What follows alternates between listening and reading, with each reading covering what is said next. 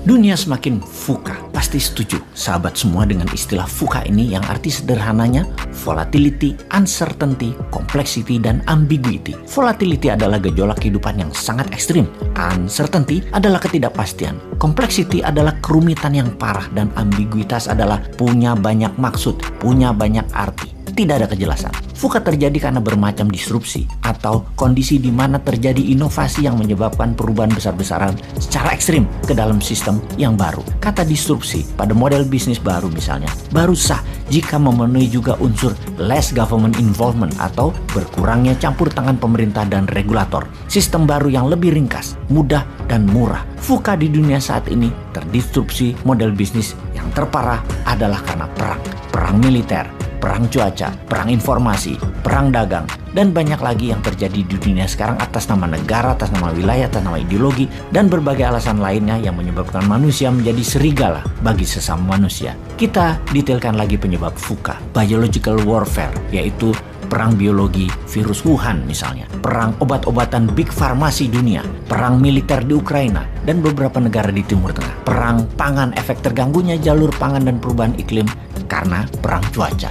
Selanjutnya, kita semua tahu ada 3 gempa besar disrupsi ekonomi terjadi dalam 3 tahun terakhir yang mempercepat banyak hal berubah. Salah satunya karena berubahnya model bisnis, yaitu karena perubahan perilaku generasi digital, yaitu generasi milenial dan zilenial, disrupsi teknologi, dan disrupsi pandemi. Semua ini merubah cara bertindak dan berpikir umat manusia yang harusnya atau biasanya perubahan itu terjadi dalam hitungan dekade bahkan ratusan tahun. Namun sekarang itu bisa terjadi hanya dalam hitungan bulan. Semua bisa bergeser, semua berubah dengan drastis. Di atas semua itu, ada yang harus berubah mengikuti disrupsi dan pengendalian VUCA, yaitu cara bernegaranya. Sekali lagi kita tekankan, cara bernegara harus juga didisrupsi, diubah dengan drastis. Jadi lebih efisien, lebih ringkas, lebih taktis. Sungguh akan sangat berbeda cara bernegara ke depan untuk bisa mengikuti berbagai disrupsi penyebab VUCA agar sebuah negara menjadi negara berdaulat, stabil,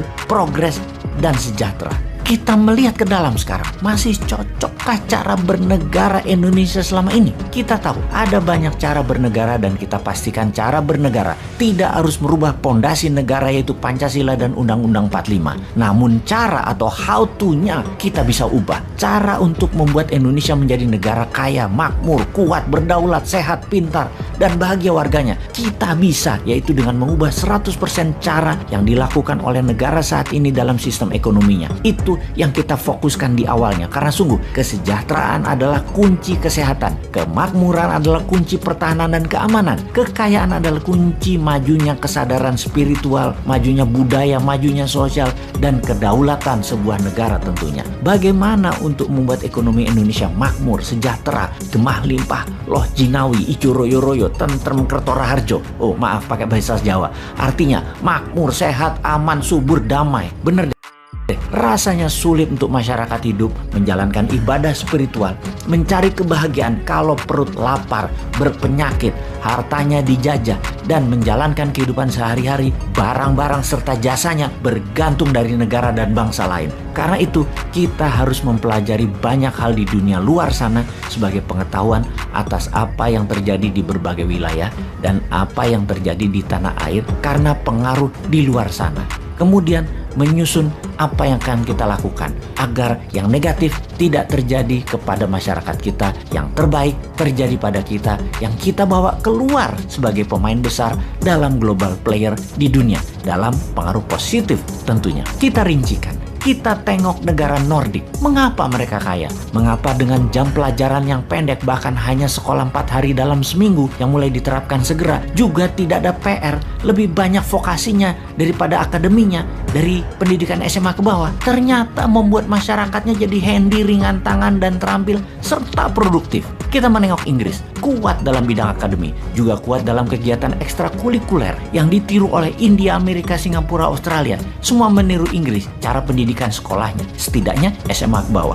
Tiongkok, Jepang, Korea Selatan, dan Indonesia cara pendidikannya semodel. Seperti misalnya menggunakan seragam, pelajaran kuat di hafalan, banyak tugas-tugas di rumah, panjang jam pelajaran sekolahnya. Dan menurut saya pribadi, Indonesia lebih pas bergaya seperti negara-negara Nordik pendidikannya. Karena pada dasarnya tangan rakyat Indonesia tuh terampil, budayanya kreatif, dan orangnya tipenya outdoor. Kita lanjutkan cara bernegaranya dengan melihat negara lain, dan kita ambil yang terbaiknya untuk kita tiru dan kita kembangkan sesuai dengan budaya dan sosial masyarakat Indonesia. Maka kita mendaftar mana yang terbaik untuk kita adopsi. Misalnya, pertanian terefisien adalah apa yang dipraktekkan Israel dan Tiongkok di Inner Mongolia. Perkebunan terbaik meniru gaya Perancis, Spanyol, dan Amerika. Perikanan, kelautan, Jepang, dan negara Nordik patut ditiru. Menanggulangi kenaikan permukaan laut dan turunnya daratan, kita meniru Copenhagen dan Amsterdam. Militer, kita meniru Amerika dan Tiongkok. Soft power, entertainment, musik, film, budaya, meniru Korea Selatan dan Hollywood. Teknologi, meniru Tiongkok dan Amerika. Jalur distribusi dan produksi, meniru Tiongkok. Taktik perang wilayah, meniru NATO. Taktik perang ekonomi, meniru obor. Strategi keuangan moneter dalam negeri, meniru renminbi. Swastanisasi membangun UKM, meniru Taiwan dan Tiongkok.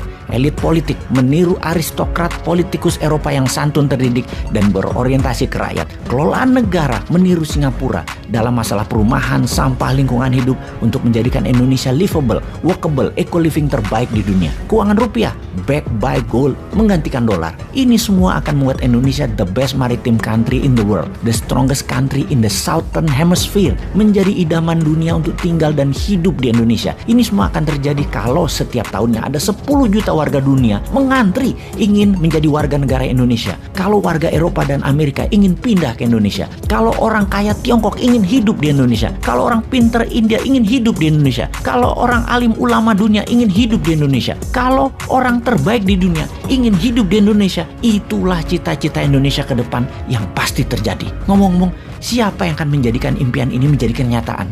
Old mind atau new mind ya? Silahkan dipikir-pikir dan dipilih deh.